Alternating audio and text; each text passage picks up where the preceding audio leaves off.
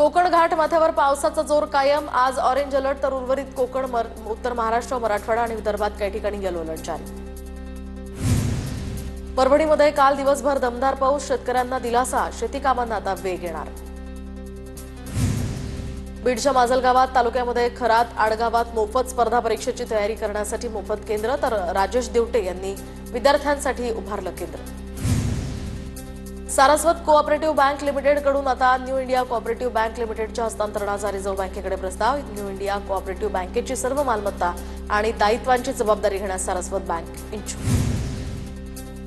नागपूरच्या काटोलमधील संत्रा प्रक्रिया कारखान्याचा मार्ग मोकळा। 15 वर्षांच्या न्यायालयीन लढाईला यश। संत्रा प्रक्रिया केंद्र पुन्हा एमआयडीसीला हस्तांतरित करण्याचा मुंबई हायकोर्टाचा नागपूर खंडपीठाचा निर्णय। परभणीच्या पूर्णा शहरामध्ये रस्त्यावर मोठमोठे खड्डे। डॉक्टर झाकीर हुसेन चौकातील रस्त्यांची दुरावस्था। काही महिन्यांपूर्वीच तयार करण्यात आलेल्या या रस्त्यावर खड्डे पडल्यामुळे नागरिक हैराण। परभणीच्या पूर्णा नगरपालिकेच्या करवाढी विरोधात आता वंचित आक्रमक। करवाढी विरोधात स्वाक्षरी मोहीम। शहरातील व्यापारी, नागरिक तसंच महिलांचाही यामध्ये सहभाग। बीडच्या माजलगाव पोलिसांनी 15 किलोमीटर पाठलाग करत 11 लाखांचा गुटखा केला जप्त। अंधाराचा फायदा घेत पिकअप चालक फरार। गुन्हा दाखल करून एकूण 20 लाखांचा ऐवजही जप्त।